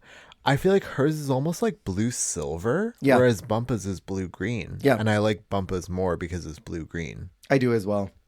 Wow. Anyways, that has been your Thailand 3 fact for this season. That was crazy. Isn't it? Actually crazy. I was gonna ask, are you much of a Kylie Minogue fan? I like some of Kylie's music, but I'm not like a stan. I think Kylie is interesting because she's a huge deal, but she big has deal. a weird presence in the US where I think there are Kylie gays and there are Totally. people who love her, but it's like she is the diva there. And it's like, it's weird that it hasn't really translated because all of her music is good. Yeah, she's got a lot of great bops. Yeah. And I've gotten the chance to listen to her newer albums more too. Like the disco album onwards, because she had another album after that. Yeah. And like they are good. Yeah. Like she's a pop girly. She's got some great music and she's got some great references. Yeah. We also had multiple of the exact same look. This would never, ever happen on Canada's Drag Race. For real. 2 Green Fairies and 2 In My Arms music videos. Like, they screen in Canada's Drag Race. Why don't they screen in the US or the UK or Down Under? I know. It's a rude problem. I will say I'm very low vibrational, and I also would have done the Green Fairy because like I feel like that also is like if you aren't a Kylie Minogue fan, that is like such like a cool do her Doctor Who look. Oh my God, that, or what I would have done, she acts in, oh, I wish I could remember. It's like Once Upon a Something. Yeah. And she plays the queen of all queens. And she's literally like the queen of the gay people. Period. And then she's got this fabulous number where she talks about how she's the queen of the queens. And there's all these like shirtless, buff dudes that are carrying her around. I would have done that look. I'm a queen. I'm a queen. Did you have anyone that you really super loved from this? Or that you hated House Down Boots? Loathed entirely. Well, I'll say my least favorite was Gabriella's. What the hell is Gabriella wearing? What the hell was even that? With this fuck ass wig and the nipples out, it's insanity. She was the bottom girl. Like, this is not even a Kylie wig at all. Look at that crazy eyeshadow on top of the nipples being completely out. But then you have tinsel hair. You look like your hair got jizzed in, diva. This is almost like Dragula girl trying to do glamour. You're so right. I liked the Green Fairy looks Both because yeah, and I like Flora's more. I do too. I know that Ivis, God, I'm so you sorry. broke my brain. I'm so sorry. I know that Isis is technically supposed to be more like polished, but like something about Flora's just like connects for me. It's and then draggier. honestly, Bumpa kind of has the best look for me. Bumpa's is because fine. like the 2 In My Arms music videos kind of overlap with each other, and it's like that is a cool reference, like the checkered like hooded mini dress. Like I actually do like that. Yeah. But because there's 2, they kind of cancel each other out, and then like Hollywood's look is too like indistinctive for me for it to be anything. Yeah, it doesn't look like a Kylie look. So like process of elimination, Bumpa's is my favorite. I also, my problem with Hollywood's is I will not police anybody on their drag and what they're doing. If you don't want to wear body, if you don't want to wear titties, don't do it. But if you're doing an illusion look and you're coming out in like an illusion piece, you need to put in a little chicken cutlet or something because she's got the bra shape. She's got the bra shape here, but then there's no boobs. Yeah. So like, just do a bandeau at that point. A bandeau. Just do a bandeau. Bandeau. Ball gown. Bando, no, she better don't. Ball gown. Bando, no, she better don't. And it's bandeau looks. A bando runway would be actually crazy. That would be so funny. It would be, that's like episode 2. Stupidity. And so Rue calls Hollywood and Gabriella safe, which is horseshit. Gabriella should have been the bottom. Clock it. Would you have put Gabriella instead of Floor? 100%. Gabriella would be lip syncing tonight. She was the worst in the challenge and she was the worst on the runway. And she was only safe, in my opinion, because RuPaul likes her saying her name. And she wanted to keep saying it. And it like, you said that you get mad at other queens who are on current seasons who won't be named, even though you said their name last week. I am getting so annoyed with how much Gabriella is getting pushed because I think she's fun. And I don't think that she needs to be given the diva crown and the diva chain every single week. That's the end of my rant. Valid. Well, and also, okay, let's tinfoil hat for a minute. Okay. I feel like if we're under the assumption that production does push people, then like based off experience, why don't you, if you genuinely are gonna, if the angle is we're keeping this person, then we should critique them to be an underdog. Yes. Because then I feel like the audience would be more endearing to someone like Gabriella if it's like, well, not that the audience hates Gabriella. They love her. Fine. But it's like, if it was almost like Gabriella was getting like, oh, like, you know, this, you know, we want to see more glamour from you. This isn't like runway ready. This isn't like drag race ready. I feel like people would defend her more and like and like champion her more. But I feel like kind of accepting her like just as like her baseline of drag, I feel like it almost like does a disservice to her storyline. Yeah. Because like kind of giving her an underdog edit would be better for her like style. Totally. Based on like how we see like queens from her like historically trend. But that's just a little bit like production tinfoil hat. No, I hear you. If they have no problem creating certain storylines for other queens when it is sort of convenient for them to get to the end, they'll craft a narrative around them. But then queens like Gabriella will sometimes just get a blind eye to the next round and they're not really given any tools to continue to get better. Exactly, because even like practically speaking, like not even in a like we're gonna keep her but we're gonna like portray her this way for storyline reasons, just in the baseline of like we like her, she's gonna be here next week, let's still give her some true criticism so that she can try and grow from it. Because like the only real criticism I really remember her getting is next week RuPaul saying, I want to see you just be sexy, like just try it. Like I feel like if we got Michelle kind of challenging her from like week 2, week 3, fans would rally behind her because they'd be like, oh, that's so tired. Like, another like Michelle wanting her to do this thing. Like, her drag's fine the way that it is. Exactly. Totally. I hear what you mean. Ashley is called as the winner. I totally agree. And Rue says that Rita's Snatch Game was Cardi D-. I have not laughed at a Ruism in so long. And Rita even almost laughed. She had to close her eyes and look down on the ground and snorted because it was so funny. I feel like I would laugh if I was there. Like, I feel like, but I mean, I laugh when I'm nervous. The being there in the pressure cooker and like also like the stress and then RuPaul saying something like that, I would fully laugh. And they'd have to be like, okay, we have to do that over again. Please don't laugh this time. Like, we have to get a good take of you.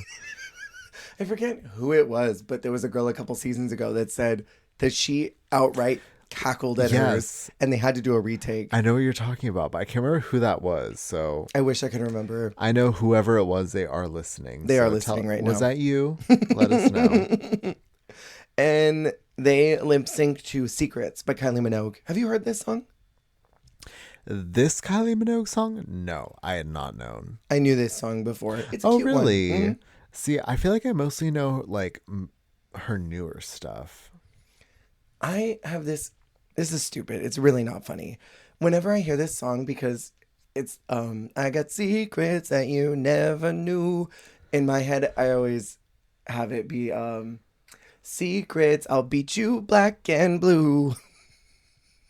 I don't know why it's so dumb. I'm gonna beat you black and blue. Don't play with do. Thank you so much. I appreciate you for catching that. I hate it. It's so dumb. It's so stupid. It's literally so stupid. There are other songs I would have chosen. Like, I don't know why they haven't done Dancing yet. I think they did Wow last season, if I'm not mistaken. Yeah. She has one with Tuvalu. She has a really fun one. that it's her and Tuvalu and I forget who the other one is that's on that track, but it's the whole song is "This is my sign. It's nice to meet you. You had me when you said hi." With BB Rexa. BB Rexa. Mm-hmm. That's a fun song. I Oh would my love to god, hear that. what is that song called? My oh my.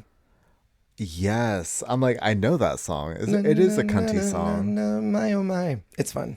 I thought that Floor was Gorgina and Stunalina, but her only articulation was in her upper body. Her lower half was so stiff. Okay, and I've noticed that as I've gotten older, like, I feel like when I first started watching Drag Race, I didn't really notice the like upper body performers. But like as time goes on, I'm like, there are really some people who only move upper body. Yeah. Like legs are just stationary. And Stiff. I'm like, Naturally stiff. I'm like, girly, where's the footwork? Literally. Like even just give us a little figure eight, give us a little Yeah. like box step, something. Something. Like, just kind of swivel those legs around while you swing your arms Yeah, up and around. But it just looks so silly it does. when you're not moving your legs at all and you're just moving your arms around. Right. And it was also kind of a funny editing moment. I don't know if you caught it when Ashley says, "This isn't a flips and kicks and splits performance." And then it cuts directly to Floor kicking her foot in the air. Yes. High kick. Like, well, except for right now. Except for that. I'm like, well, this is the winner of the lip sync, so don't let that fool you. But it was so funny. I'm like, why didn't you edit that out? Why'd you put them right next to each other? This isn't a kick run type of a song. Doop, leg up in the air. I'm like, you ask every single person, like, Yeah. for lip sync commentary. Like, why'd you have to use that one? Right.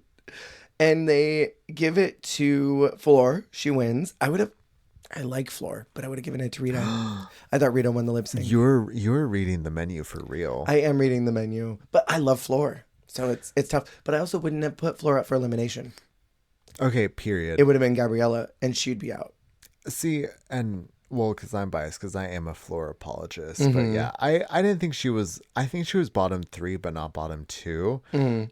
And so I'm glad that she still got to be here. And also, like, I felt bad too because I was like, well, you should have won last week. So I feel bad that you're in the bottom this week and potentially about to go home when you did good and kind of got paid. Not paid to us, but like didn't get properly appreciated for. Yeah. Yeah, you know what I mean. I know what you mean. It's upsetting that Rita got out because they just feel like she wasn't connecting with Drag Race, but also the judges weren't connecting with her. Yeah. It's a tough situation. I hope she gets to come back at some point. She almost reminded me of like Layla or something where it was like, she's obviously like, she's got her own perspective, but like she's just coming across as really like quiet and timid where like, obviously she seems like a fun time. Yeah. But it's not coming through. Yeah. Why are you not connecting with the camera? Last one that we're going to talk about is episode 5, BMX Bitches. Wild.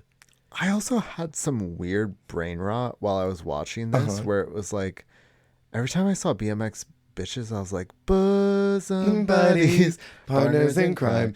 So it was like, BMX Bitches, Same. partners. I don't know what that was, but Literally same. this might take the cake for the weirdest. Yes. I think the runner up is UK versus regular UK season 3. Oh. Is it Peloton? Was The one where Victoria Scone was injured and she did it. Do you know what I'm talking about? Yeah. The one that Crystal that was their won. musical though, wasn't it? No, it was like a workout challenge, wasn't it? That was Am I that was like tripping? a workout challenge, like musical situation, wasn't It it? was kind of like that, but worse. Because their girl group was BDE, Oh. Big Drag Energy. But yeah, it was like a Peloton workout, sort of like girl group. yeah, musical, wasn't it whatever. Dragaton? Dragaton, yeah. It kind of reminded me of that, but like a little more like unhinged. Well, it was worse because they actually had to carry around those bikes, and then every time they had to put them back in their stands, it was like, okay, let me get that back in there. And I'm like, this is literally like it was literally performance sabotage because it requires you to look down. You Yes. have to lock it into that little thing. Where it's like, I'm sorry, you can't not look down away from the judges to make sure that you're locking it in that little Yeah. slit. Ooh, So that little it's like slit. there's no like, when you're doing choreo and you're only making eye contact with the judges and you're locked in, like this, the way that this performance was set up, it was forcing them to disconnect from the judges momentarily to make sure that the safety features were working. Yeah. And did you notice that every time they did that, it cut to either the judges or the other girls? And they were like 5 whole seconds away from the queen performing. There were a lot of convenient cuts. So many. I feel like this was the one girl group challenge where I did not see the girl who was the part it was their moment of. Okay. I did not see them perform. Bumpa's entire performance was a close-up of Ashley Madison looking like Violet during Katya in the, you know what I'm talking about? Hiya, Valley Valentine. When it's Glamazonian Airways, yeah, and it's Violet just like bobbing with the like nervous smile.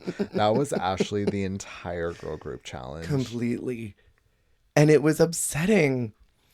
So speaking of upsetting, the episode starts with the reading challenge. Backtrack. And Floor is feeling her goats because she's already reading Gabriella down starting out the week. And she's like, you should have been lip syncing. She and just we all came to know fight. that. You know that you were the fool and you were stupid and awful and you should have gone home. Okay, well, because that fight was crazy because I don't remember who started it. I want to say it was Gabriella asking Floor if she's going to be next to go. Well, because someone says something and then Gabriella like affirms it basically of like, oh, well, she has a win and you don't or something. Yeah. And then Floor just fully locks into decimating Gabriella because Gabriella says some passing comment in a fight that someone else is having with Floor. Yeah. And then Floor's like, oh, well, let me fuck your shit up. And Gabriella's like, whoa. I was not ready for that. Gabriella stepped into crossfire that she was not ready for. 100%. And so they go to the reading challenge, and I thought, oh, this is going to be hot because these girls are worked up.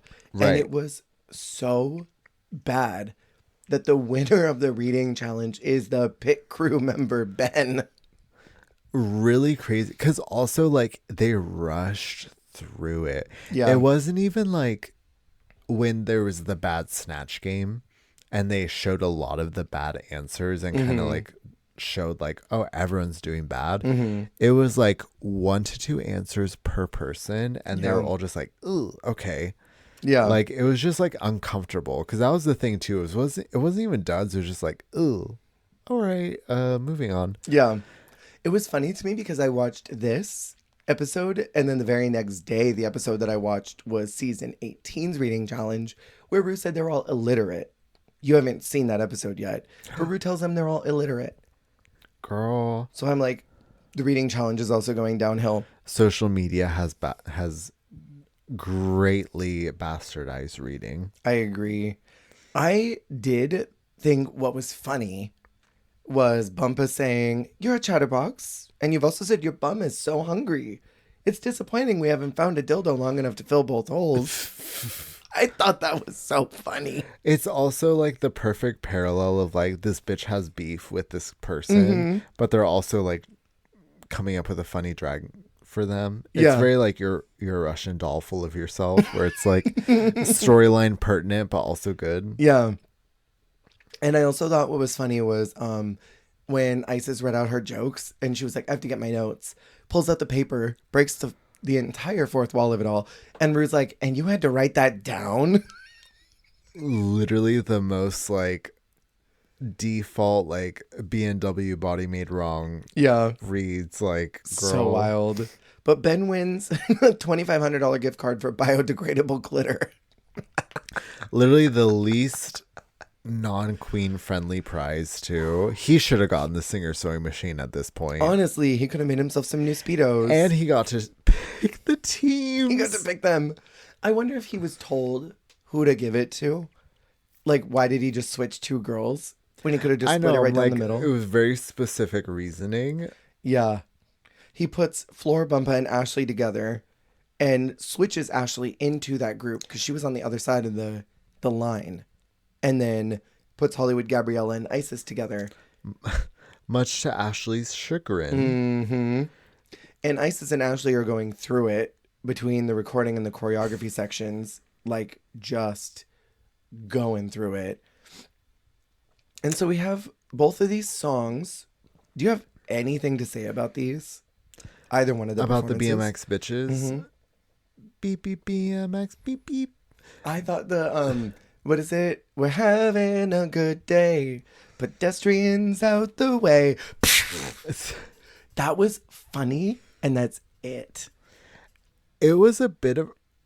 is there like a reference I'm not getting? It's a movie that they're doing, right? They're referencing a film, an 80s film called BMX Bandits. Oh, iconic piece of culture, BMX Bandits, of course. How silly am I? It's like Grease. Everyone knows BMX Bandits. We watched it 100 times. It's like Dirty Dancing. It's like Footloose. It's compulsory gay culture, Jess. How did you miss this? Like, you didn't know?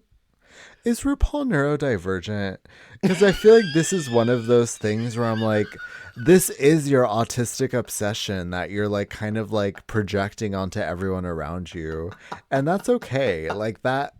It's like how I subject everyone to Morning Musume shit. Like this is like your micro obsession. Yeah, that you're totally. Like, RuPaul just does that to the girlies. Like Yeah. it is very autistic friends showing them like their like singular piece of media that they're obsessed with. Yeah, here's my 80s collection of niche films. Like I need to like this is really important to me. Like I'd love to show this to you. Like RuPaul, what is that? Ooh, yeah.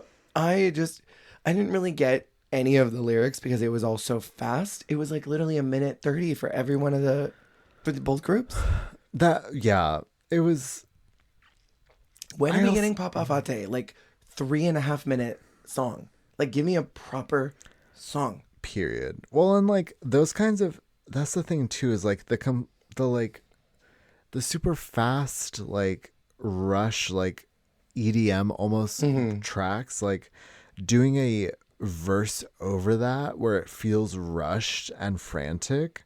It's just so hard to translate and like really like glean the lyrics and the meaning and message, whatever. So I get that. Like I just feel like this is not a great track to like deliver a strong verse on. Not even a little bit. It was way too fast. And I mean, you already said it. I think that Bosom Buddies was better. Partners in crime. If I can't tell you, then who the hell can? Because season 2 is Bosom Buddies, and then season 1... Queens Down Under. Dagestan. Sorry, Queens Down Under is also iconic. It's a bop. It's a major bop. But yeah, I don't know. I just didn't really connect with this challenge. It was way too fast. They spent more time choreographing it and recording it than they actually did in the number. I know, and also like it just felt like too much of an undertaking because like they had a dedicated choreographer, which is telling you how much of a chore this is. Yeah. Like usually the girl groups are self-choreographing because like it's all about like it is what you make it. But this was very much just like you need to survive this challenge. Yeah. Well, and also, I don't know, maybe it's just me, but I feel like if you are going to build up the challenge this hard, like here's the whole recording process and here's all the drama because this girlie doesn't have a voice, so she has to make a character. Here's all the choreography and here's how they're struggling to connect with it. And this girl's now breaking down because she doesn't know if she can do it. Yeah. Like if you're going to edge me that hard, the payoff needs to be really big. And it wasn't like a bing bang bong. It wasn't a papa fate. It was just BMX Bitches. BMX Bitches. The runway category is called fuchsia. I don't even know her. Can I say? I didn't know fuchsia was spelled like this. Really? Fushsia. Fuchsia. Fushia. I thought it was fuchia. Like fuchsia. Fuschia. Is that what you said? Fushcia. I think so as well. That it was FUS. I don't know. It's weird. Fuchsia spelled strange to me. Because Fuchsia. it's like fuck Sia. Fuck Sia. Now, why is Sia in this? Fuck Trixie. Sorry. Fuck this shady bitch Shantula.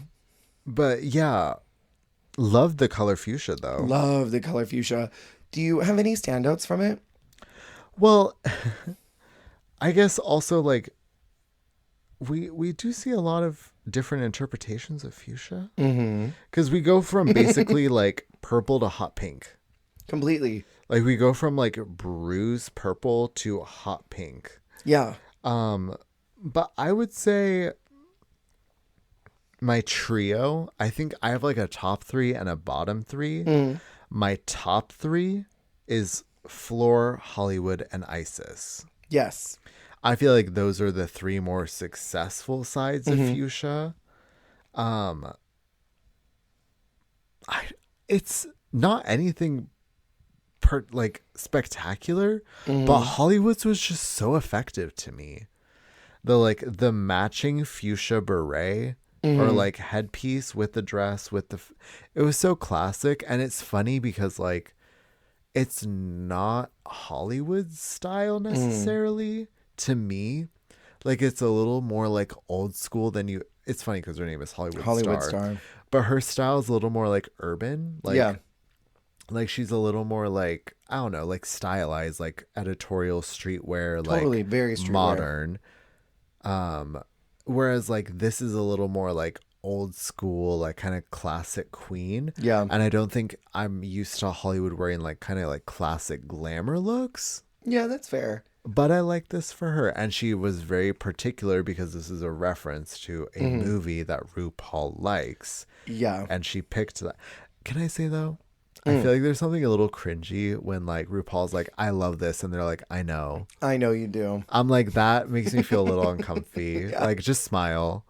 Yeah. Thank you so much. Oh, I didn't know that. Or just be like, like, yeah. Oh, great. I'm glad I picked this then. Like, I don't know. There's just, to me, there's something that makes me a little uncomfy when they're like, this is my favorite, blah, blah, blah. And they're like, yes, I know. I know. I'm like, ooh. Ew, Michelle. I think that the silhouette is great, but I mean, she wanted to give glam. Nothing gives glam like stretch lycra. Ooh. I really like Ivis. I'm gonna stop saying Ivis, Acis, Lauren. I really love Floor. And I love Ashley, except for the hair. It looks like it was dunked in the toilet.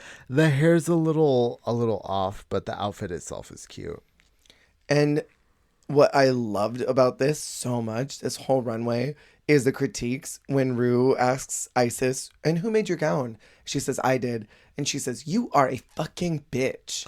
And then she asks Bumpa who made her look, and she's like, Isis. And she says, you are a fucking bitch.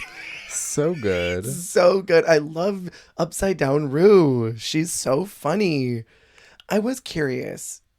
Have you ever seen I Dream of Jeannie? I have, actually. Okay, so you knew what Bumpa was referencing. I mean, I don't know how much you remember it. Sure. I just feel like any genie, they're like, I Dream of Jeannie. But like, I Dream of Jeannie in particular, she had almost like, it was almost like a pillbox hat that carried into the neck wrap that she had. And Bumpa didn't have that pillbox hat. She's missing a lot of elements. I get where she's coming from, but it's definitely not Barbara Eden. And Barbara's character was also not a ginger. Ooh. But I like it. That's the hard part. I like Bumpa and I like her drag. So they do the wide shot and Floor was not in it. Floor didn't show up until late. And Rue even says something like, and now welcome to the stage, Floor, as if she was gone for some reason. Como la Flor. Where was she? I'm curious. Rue asks the question tonight. Gabriella says Floor since she's not won a challenge. Isis says Floor and Ashley based on the competition. Hollywood says Ashley or Bumpa due to critiques. Bumpa says Floor. Ashley says Floor. And Floor says Bumpa. And this causes a scene in Untucked because Floor is pissed. And she really feels like Bumpa's only getting through based on her personality. And then the judges even called it out during deliberation. Like, why did they say Floor? Why didn't they say Bumpa? She's clearly the one who should be in the bottom tonight. And I thought that was really interesting that even they called that out, to break this fourth wall and be like, it's very clear they revere this queen, but why are they throwing someone else under the bus when that's not anything that Rue normally cares about too much? Like, Rue doesn't seem to care about injustice too much on the show. Like, if they're bullying or dogpiling on one queen, Rue doesn't really seem to care that much. But I don't know why tonight she decided to call it out. I thought that was interesting. For once, RuPaul cared about rights. And Ashley even says in her confessional that it should have been Bumpa that came out of her mouth. So I thought that was fascinating. I wonder if is there a layer of Bumper that we're not seeing, understanding? I think she pulled out a knife and was like, you better not say that. She threatened people's lives. They call Sexy and Stupid as the top group, and Hollywood is the winner. I was like, what is this misdirection? I did not think she was going to win it. Listen, they love to give Hollywood the win for a verse challenge. They do. And they call Floor as safe and put Bumpa and Ashley in bottom 2. And they lip sync to Hot and Cold, one of my personal favorite Katy Perry songs. It's crazy that we haven't seen this on US Drag Race. What the heck is up with that? This is such just like an OG like pop song. Like, and they give us Girls, whatever that was, the Women's World. Blah. I blocked that out. I did too. The way that, whether you like her or not, before she worked with Dr. Luke, Katy Perry presented us a expansive repertoire of lip syncable songs, Bangers. And Drag Race has chosen the least lip syncable ones for them to perform to. Because I'm like, Swish, Women's World. But I'm like, where's Last Friday Night? Literally. Where's Waking Up in Vegas? Like, oh my God, that's a good song. Where's Teenage Dream? Teenage Dream, Wake It Up, California Girls. Didn't they do California Girls? Did they? Okay, well then ignore me. Did it in All Stars 3. Oh no, that was I Kissed a Girl. Never mind. Oh, which I mean, that one is pretty good too. But I'm like, when she was all in on her unproblematic pop girlyhood, she gave us bangers. But it was really weird, this cut, because it starts with the first chorus. You're hot, then you're cold. You're yes, then you're no. You're in, then you're out. You're up, then you're down. And then it immediately cuts to the final chorus. Someone call the doctor. It's like the bridge. Literally. It's like where we suddenly have transported to the last 45 seconds. Right. It's like, what happened in the minute and a half in between that? But I will say, I love so much when a drag queen remembers that she's in a character costume. Because when Bumpa crossed her arms and did the I Dream of Jeannie blink, I'm like, yes. I legit was clacking my little fingers and a locking style, and I'm like, ding, ding, ding, ding, ding, ding, ding, ding, ding, ding, ding, ding, ding. Thank you for that. Thank you for remembering that you are in a look right now. Thank you for doing that for me, Bumpa. Thank you for that. I know you're listening, Bumpa. But yeah, the cut was weird. It was weird. Yeah. What I need to know what happened in that minute and 45 seconds that we did not see. Seriously, because there was so much time cut. And it's one thing if you cut maybe one line from maybe the first verse and Frankenstein it with the second. Yeah. That's one thing. But this was such a huge segment that was cut out. So Bumpa is called safe. They tell Ashley to hit it. And she says, I just want to say thank you so much. If there's anyone that's changed my life for the better, it's Oprah. But you're a very close second. She got a genuine cackle out of RuPaul in that moment. And me too. I feel like that was a genuine, RuPaul did not expect that. And that made her actually laugh from the gut. Yeah. Laugh from the gut, not from the butt. Bumper sticker. So sorry. It was the way that you dropped your phone and threw your head back. You get cut off by someone with a bumper sticker that says laugh from the gut, not from the butt. Who out there wants that on a shirt? I thought it was so fun. I feel like in that moment, Rue was like, damn it, I shouldn't have eliminated you. Should have kept you. She said, wait a minute. It got me together.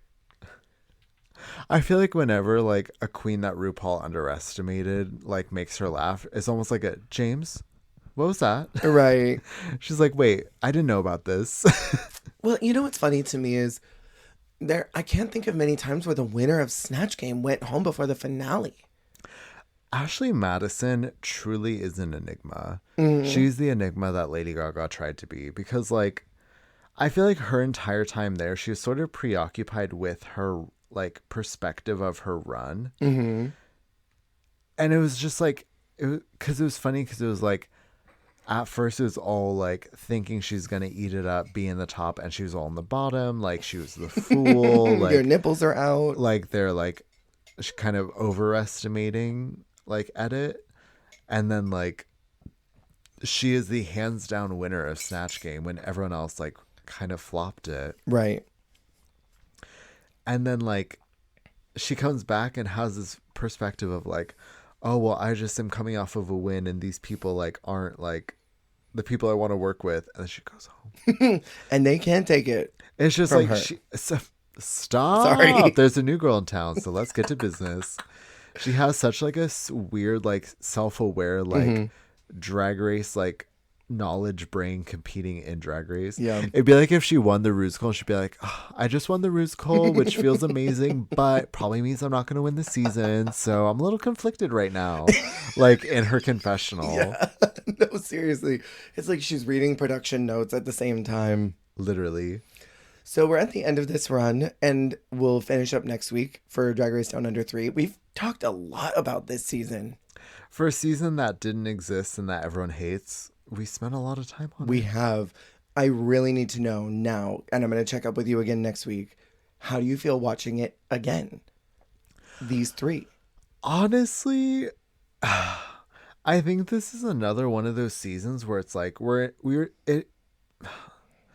I feel like we were so preoccupied with like the oversaturation of Drag Race that even if, yes, it came in a time where there was a bunch of seasons, it wasn't a bad season. It was just there's so much Drag Race that we couldn't enjoy it. But it's like we get so much mid Drag Race, US included, that it's like you just got to enjoy the good where it comes. Yeah. And I feel like you had the same response with, well, I don't want to say same, because I feel like you enjoyed España 3 way more than you thought you originally remembered it. Yes, because it was kind of in an era where it's like back when every All-Stars was a banger. Every US Drag Race was entertaining. Yeah. And like, it was just kind of like, okay, well, we're still getting great. Every UK was amazing. Where it's like, we kind of just expected, like, we had the safe places of seasons where it's like, well, these are still always going to be good, and we get this in a month, so we don't need this like random season like when we have something better coming. But Totally. it's kind of like any season is kind of a toss-up of it could be great, could be terrible, so you just have to take the good wherever it comes. I agree. Nowadays that's usually Philippines, but Which, after we finish this, we are in Bernie's season. Are you serious? We are in Philippines too. I'm gonna probably binge it this weekend, just to watch it. Even though I'm like get ahead of it. I just want to see it and experience it all the way first before we react to it. Are you frothing right now? I'm like not right. I loved that season. It's season 2. That season meant so much to me. It's Arizona and Bernie, yeah. I was gonna say it's Cat BB, Bernie and Brandy. I'm pretty sure Brandy's also from that one. Bernie, Brandy, Cat, right? Captivating Cat. Captivating Cat. I don't know anybody else from it, but I've heard nothing but good things about Philippines too. But yeah, we will follow up and finish Drag Race Down Under Season 3 next week, the last couple episodes. Thank you all so much for listening to this longer episode. Remember, you're doing a great job. You're doing the best you can, and that is all you can do. Goodbye. Bye.